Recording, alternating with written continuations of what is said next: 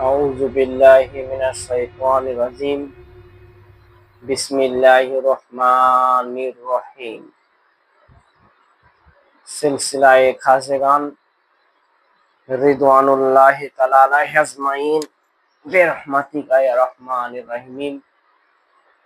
সমস্ত তারিফ ও প্রশংসা ও গুণগান গুণকীর্তন সবকিছু সেই মহান আল্লাহ সুবহানাহু ওয়া তাআলার দরবারে, যে আল্লাহ পাক আমাদেরকে পাক জাতনের ছায়াতলে আসার সুযোগ করে দিয়েছেন। সেই মাওলা পাকের দরবারে শুকরিয়া জ্ঞাপন করে আমরা শেষ করতে পারবো না। এবং তারিফ ও প্রশংসা সেই মহান নবী, যে নবীকে সৃষ্টি না করলে দুনিয়াতে কোনো কিছু সৃষ্টি করতেন না, যে নবীর কদম মুবারকে লাখো কোটি দরুদ ও সালাম সাল্লাল্লাহু আলা মুহাম্মদ সাল্লাল্লাহু আলাইহি ওয়াসাল্লাম। সম্মানিত আশিকে রাসূলগণ, সুফিবাদ একটা অমূল্য রত্ন, পরশ পাথরের মতো। পরশ পাথর স্পর্শ করলে যেমন মাটি শূন্যতে পরিণত হয়, সুফিবাদের কোনো সুফি বা আল্লাহর ওলির সঙ্গে স্পর্শ করলে একটা মানুষ আলোর অন্ধকার জগৎ থেকে আলোর সন্ধান পায়। সে আলোর সন্ধান পাওয়ার জন্য সুফিবাদে কিছু কিছু স্তর আছে। সুফিবাদ এমন একটা ধর্ম যে সুফিবাদের ফানা ফিল্লা ফানা ফিল্লা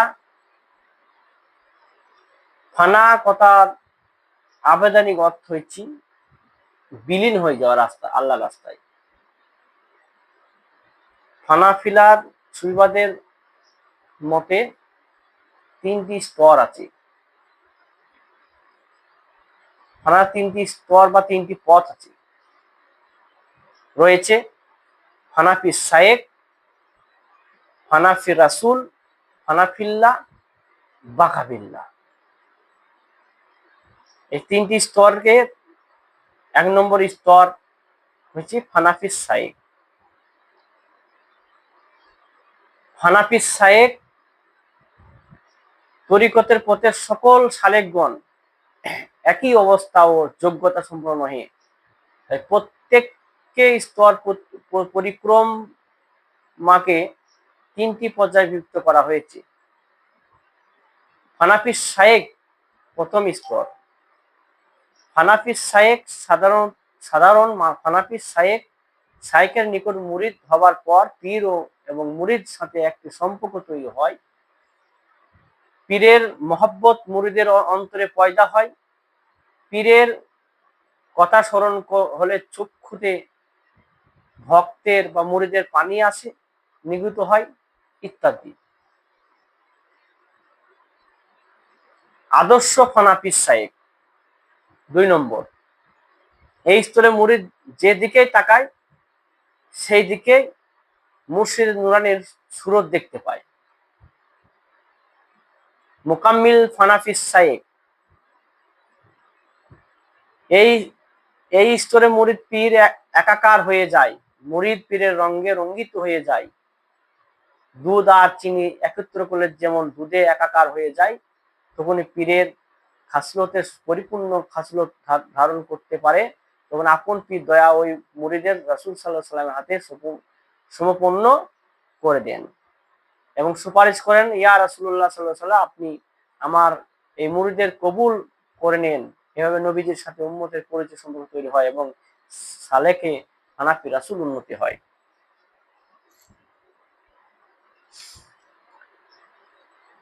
হানাফি রাসূল এই স্তরে যাওয়ার পর হানাফি রাসূল, সাধারণ হানাফি রাসূল এই স্তরের সালেক যখন রাসূল সাল্লাল্লাহু আলাইহি ওয়াসাল্লামের কথা স্মরণ করে, হযরত রাসূল সাল্লাল্লাহু আলাইহি ওয়াসাল্লামের আলোচনা শুনে তখন হৃদয় মহব্বত পয়দা এবং চোখ দিয়ে মহব্বতের অশ্রু প্রবাহিত হয়। তাকে ফানাফির রাসূল বলে। রাসূলের কথা শোনা মাত্রই তার চোখ দিয়ে মহব্বতের রসুল প্রবাহিত হবে। আদর্শ ফানাফি রাসূল এই স্তর। সালেকে রাসূল পাক সাল্লাল্লাহু আলাইহি ওয়াসাল্লামের নুরানি চেহারা দেখতে এবং এবং সৃষ্টি জগতের সর্বত্র রাসূল পাকের নূর মুবারক বিদ্যমান অনুভব করে থাকে। সাধারণত আদর্শ ফানাফি রাসূল যারা হয় তারা পৃথিবীতে যেদিকে তাকাবে শুধু মুহাম্মদ সাল্লাল্লাহু আলাইহি ওয়াসাল্লামের নূর মুবারক নজর আসবে এবং জগতে সর্বত্র রাসূল পাকের নূর মুবারক বিদ্যমান অনুভব করিবে। মুকাম্মিল ফানাফি রাসূল, মুকাম্মিল ফানাফি রাসূলের স্তর। এই স্তরের সালেক নিজেকে রাসূল পাক সাল্লাল্লাহু আলাইহি ওয়াসাল্লামের সাথে বিলীন করে দেয়। রাসূল পাক সাল্লাল্লাহু আলাইহি ওয়াসাল্লাম এর উম্মতকে আল্লাহর কুদরতি হাতে সমর্পণ করেন এবং আল্লাহ পাক তার বান্দা বলে কবুল করে নেন। বান্দার সাথে আল্লাহর মহব্বত সম্পর্ক তৈরি হয়। বান্দা আল্লাহ নিজের ফানা কথা বিলীন করতে থাকেন এবং ফানাফিল বাকাবিল্লাহ স্তরে উন্নতি হয়।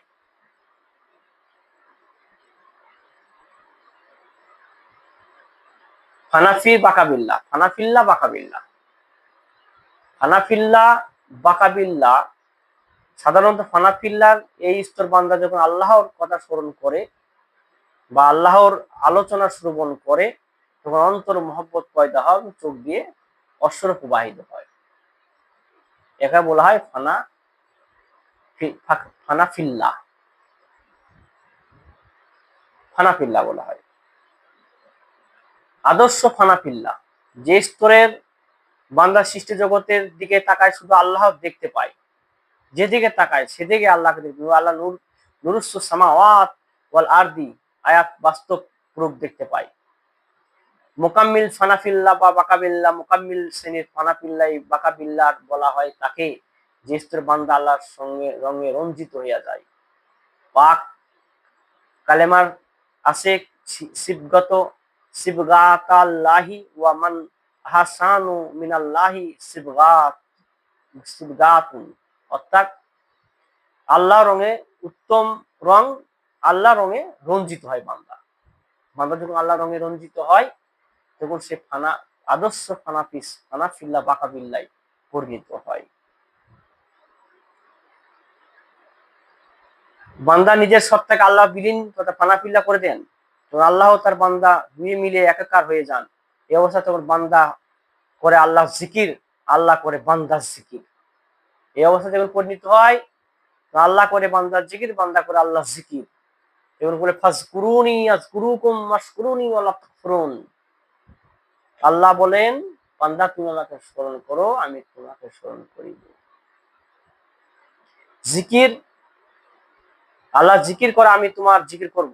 এই স্তরে গিয়ে হুসাইন বিন মানসুর হেল্লাস বলেছেন আইন আল হক এই মোকাম্মিল খবর দিয়েছেন মহান আল্লাহ পাক তার জবানিতে। আল্লাহ পাক বললেন আমি যখন বান্দাকে ভালোবাসি তখন আমি তার কর্ণ হয়ে যাই, আমি যখন বান্দাকে ভালোবাসি বান্দার হাত হয়ে যায়, বান্দার কর্ণ, বান্দার মুখ হয়ে যায়, বান্দার চোখ হয়ে যায়, বান্দার পা আমার পা হয়ে যায়। সমস্ত কিছু আল্লাহ বান্দাতে আল্লাহর বান্দা হয়ে যায়। তো বান্দা আল্লাহর কাজে মোকাম্মিল হাসিল করে। আল্লাহ বান্দা যখন যা আল্লাহর কাছে ফরিয়াদ করে আল্লাহর সঙ্গে সঙ্গে সেগুলো কবুলত করে দেয়। লাই যে ফানাফিল্লাহ বাকাবিল্লাহ এই তিনটি স্তর মানুষকে এক এক করে অতিক্রম করতে হবে, তবে সুবাদের যে মূল ধর্ম সেখানে পৌঁছাইতে পারা যাবে। আল্লাহ পাকের কাজ অতি সহজ আর খুব কঠিন হয়। যারা আল্লাহ পাকের রাস্তায় বিলীন হতে পেরেছে তারাই একমাত্র আল্লাহকে লাভ করতে পেরেছেন।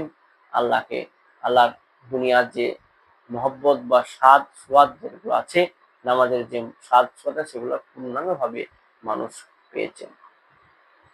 আসসালাতুল মিরাজুল মুমিনিন, সালাত এমন একটি ইবাদত বান্দার সঙ্গে আল্লাহর মিরাজ হবে সালাতের মাধ্যমে। রাসূল আকরাম সাল্লাল্লাহু আলাইহি ওয়াসাল্লাম যখন মিরাজে গিয়েছিলেন, মিরাজে যাওয়ার পর আল্লাহর দরবারে বিদায়ের সময় আল্লাহ পাকের আরশ মোল্লা পায়াতে রসুল পাক কান্না করলেন। আল্লাহ সুবহানাহু ওয়া তাআলা বললেন, হে রসুল তুমি কাঁদছো কেন? পৃথিবীর কোন নবীকে আমার এই আরশ মোল্লায় কোনোদিন আমি দাওয়াত দিয়ে নিয়ে আসিনি, তোমাকে আমি মাত্র নিয়েছি, তুমি কেন কাঁদছো? তোমার জন্য সবকিছু আমি করেছি। আল্লাহ সুবহানাহু ওয়া তাআলা বললেন, আল্লাহ আমি উহুদের ময়দানে দন্তমুদ্রার শহীদ হয়েছিল, আমাকে পাথরে মেরে হত্যা করেছিল, মানুষ মারার চেষ্টা করেছিল, আমি সব আঘাত, সব নিজের জন্মস্থান থেকে আমাকে তাড়িয়ে দিয়েছিল, বিতরিত করেছিল, আমি সমস্ত কিছু ভুলে গেছি, শুধু আপনার চেহারা মোবারক দেখে আপনি আমার বান্দা এই জগতের মধ্যে এরকম থাকবে, আমার বান্দার জন্য আপনি কি করবেন? আল্লাহ সুবহানাহু ওয়া তাআলা বলেছিলেন, হে রাসূল তুমি কেঁদো না, তোমার কান্না আমার সহ্য হয় না, তুমি তোমার বান্দাদেরকে বলবা নামাজের মাধ্যম দিয়ে, সালাতের মাধ্যম দিয়ে তাদের সঙ্গে আমার মিরাজ হবে। সুবহানাল্লাহ। এই বলে আল্লাহ পাক আমাদের নামাজের মধ্যে মিরাজের কথা বলেছেন। তাহলে আমাদের নামাজের মধ্যে মিরাজ হতে গেলে আমাদেরকে পূর্ণাঙ্গভাবে ইসলামের যে আইন, যে কোরআনের হাদিস, কোরআনের আইনগুলো পূর্ণাঙ্গভাবে মানতে হবে, আইনগুলো চলতে হবে, তবে শরীয়তের পূর্ণাঙ্গ হাসিল করতে পারবো। মুকাম্মিল এক আল্লাহর অলির সাথে আমাকে বায়াত গ্রহণ করতে হবে, তবেই আমরা আল্লাহকে পাবো। আল্লাহর কাজ, আল্লাহর জিকির সর্বোত্তম ইবাদত। জিকির এমন একটা ইবাদত, মানুষের যে কলবের মধ্যে একটা নোংরা বা ময়লা থাকে, সে কলবকে পরিষ্কার পরিচ্ছন্ন করে। যাই মানুষ সকল জাতি যারা আছো, সুইবাদের লোক, আশিক রসুলগণ, তোমরা জিকির করবা। জিকির হচ্ছে উত্তম ইবাদত। রাসূল আকরাম সাল্লাল্লাহু আলাইহি সাল্লাম বলেছেন, আল্লাহ সব থেকে নিকটবর্তী সেই বান্দা হয় যে আল্লাহ পাকে জিকির করে। আল্লাহ বলেছেন, যে আমার জিকির করে তার সন্নিকটে আমি থাকি, যে আমাকে স্মরণ করে আমি তার উত্তম, সে যদি কোনো সমাজের মধ্যে আমাকে স্মরণ করে, তার চেয়ে উত্তম জায়গায় আমি তাদেরকে স্মরণ করার চেষ্টা করি। আল্লাহর স্তর বা আল্লাহকে পাওয়াতে গেলে আমাদেরকে সর্বপ্রথম জিকিরে মজনু হতে হবে, জিকির করতে হবে। জিকির হচ্ছে ইবাদতের মূল ভিত্তি, আল্লাহর স্মরণ সর্বোত্তম ইবাদত। জিকিরের দ্বারাই আল্লাহকে আমরা পাবো, জিকিরের দ্বারা আল্লাহকে আমরা স্মরণ করতে পারবো। আল্লাহর কাজ, আল্লাহকে নিজেকে সমর্পণ করে দিতে হবে। আত্মসমর্পণ, মুসলমান কথার অর্থ হচ্ছে আত্মসমর্পণকারী বা আত্মসমর্পণ করা।